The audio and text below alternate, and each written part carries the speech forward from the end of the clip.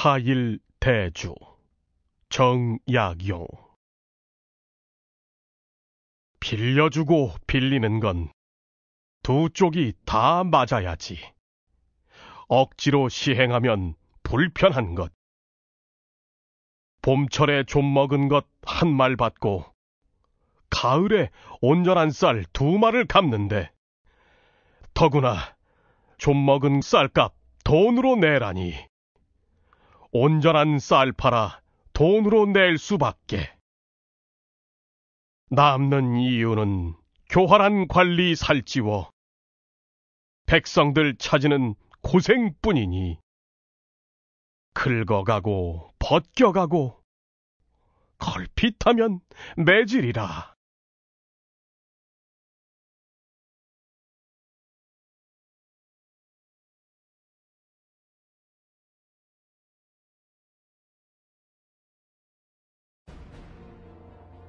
조선 후기, 나라를 어지럽히던 세도 정치의 의미와 문제점에 대하여 알아볼까요?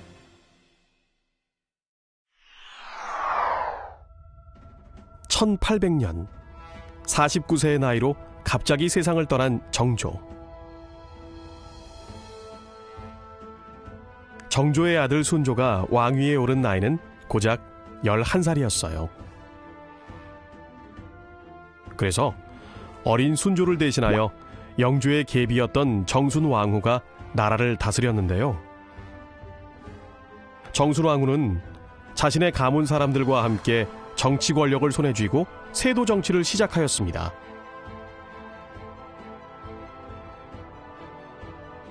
세도 정치란 왕실의 외척을 중심으로 몇몇 가문이 권력을 차지하여 나라를 다스리는 정치 형태를 말하는데요. 세도 정치 시기 왕실의 외척들은 자신들의 입맛대로 정치를 했고 왕은 그들의 눈치만 보는 허수아비 신세가 되었죠. 순조부터 헌종, 철종 때까지 무려 60여 년 동안 세도 정치가 계속되면서 나라의 정치는 점점 부패했습니다. 뇌물로 벼슬을 사고 파는 것은 예산일이 되었고, 과거 시험에서 부정을 저질러 외척들과 가까운 사람들을 합격시키는 일도 일어났죠. 또 관리들은 법을 무시하고 마음대로 백성에게 세금을 거두어 들였는데요. 그 예로 환곡 제도를 들 수 있습니다. 환곡이란 가난한 백성을 돕기 위해 만들어진 제도로 먹을 것이 부족한 봄에 나라의 곡식을 백성에게 빌려주고 곡식을 추수한 가을에 약간의 이자를 붙여서 갚도록 하는 제도였어요. 하지만 관리들은 이를 교묘히 이용해 백성들에게 억지로 곡식을 빌려주고 어마어마하게 비싼 이자를 받아 챙겼죠. 이렇게 관리들의 부정부패로 백성들의 삶은 어려워졌고, 이는 농민들이 봉기를 일으키는 원인이 되었답니다.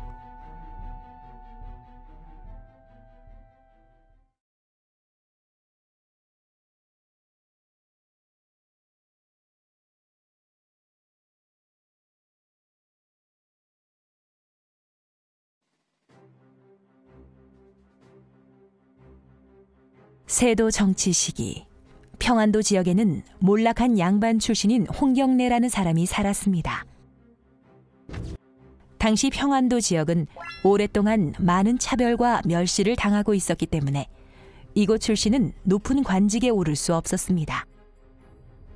또 청의 사신이 행차하면 평안도 백성들의 노동력을 동원하는 것은 물론 사신 접대에 들어가는 모든 비용까지 부담하게 하였죠.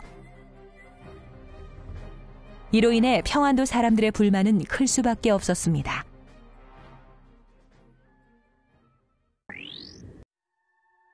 홍경래는 세도 정치의 횡포로 고통받는 백성을 보고 조정에 대항하기로 마음먹었습니다. 그는 세상을 바꾸기 위해 무려 10년 동안 치밀하게 봉기를 준비했는데요. 1811년 극심한 흉년으로 민심이 흉흉해진 틈을 타 세도 정치와 지역 차별을 비판하며 평안도 사람들과 함께 난을 일으켰습니다. 봉기군은 불과 열흘 만에 청천강 이북 지역을 장악할 정도로 세력이 강했는데요. 관군이 대규모 토벌 작전을 벌이자 결국 정주성에서 진압되었습니다.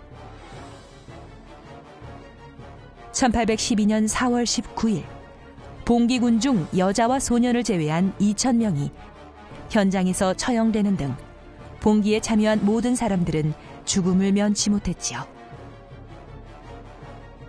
이렇듯 홍경래의 난은 실패로 끝났지만 그 뒤에 일어난 농민 봉기에 큰 영향을 주었답니다.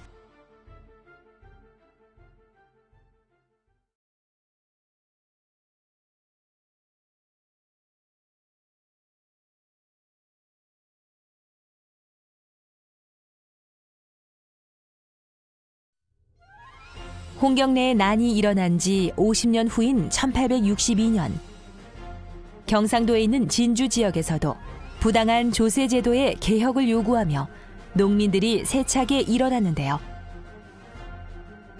이를 진주 농민봉기라고 합니다. 당시 나라에서는 백성에게만 세금을 물리고 양반에게는 세금을 거두지 않았습니다.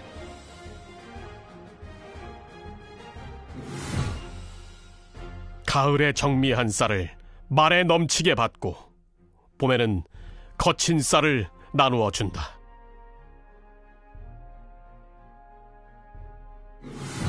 수령이 농간질하니 아전의 농간질은 말할 것도 없다. 이렇게 홍경래의 난 이후에도 환곡을 비롯한 가혹한 세금 징수 문제가 개선되지 않고 있었죠. 여기에 관리들의 부정부패도 여전해서 농민들의 생활은 더욱 힘들기만 했습니다. 결국 몰락한 양반 출신인 유계춘과 이계열을 중심으로 수많은 농민들이 관청으로 몰려가 탐관오리나 지주를 굴복시켰는데요. 농민봉기는 진주를 시작으로 경상도, 전라도, 충청도 여러 곳으로 이어졌고 곧이어 북쪽의 함흥에서 남쪽의 제주까지 이르렀지요. 봉기의 규모가 커지고 나서야 나라에서는 사태의 심각성을 느꼈습니다. 그래서 나라에서는 중앙관리를 파견하여 농민의 요구 조건을 받아들였지요. 뿐만 아니라 부정을 저지른 자들을 처벌하였고 세금 문제를 해결하기 위한 개선안을 마련하였는데요. 안타깝게도 이 같은 대책들은 큰 성과를 거두지는 못하였답니다.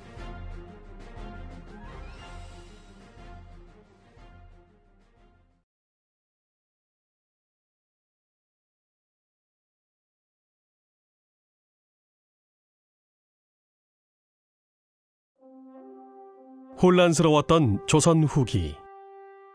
최재훈은 서학이 우리 것을 해치고 우리 사회를 위태롭게 한다고 생각하였습니다. 또 그는 조선에서 중요하게 여기던 성리학만으로는 백성이 원하는 개혁과 변화를 이룰 수 없기 때문에 새로운 종교가 필요하다는 생각을 가지고 있었는데요. 결국 최재훈은 서양을 배경으로 한 서학에 맞서 우리의 것을 지킨다는 의미에서 동학이라는 새로운 종교를 만들었죠. 동학은 전통적인 민간 신앙과 유교, 불교뿐 아니라 서학의 좋은 점도 함께 받아들인 종교였습니다. 동학이 내세운 사상은 인내천 사상과 후천개벽 사상.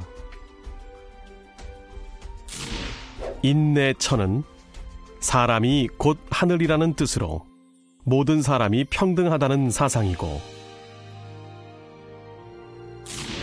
그리고 후천개벽은 지금의 세상이 끝나고 백성이 바라는 새로운 세상이 열릴 것이라는 사상인데요. 동학의 이런 사상들은 힘들게 살던 백성에게 새로운 희망을 심어주었지만 신분 차별이 엄격했던 조선사회에서는 받아들여지기 어려웠어요. 조정은 동학이 세상을 어지럽히고 백성을 속이는 종교라 하여 금지하였고 교주인 최재호를 처형하였죠.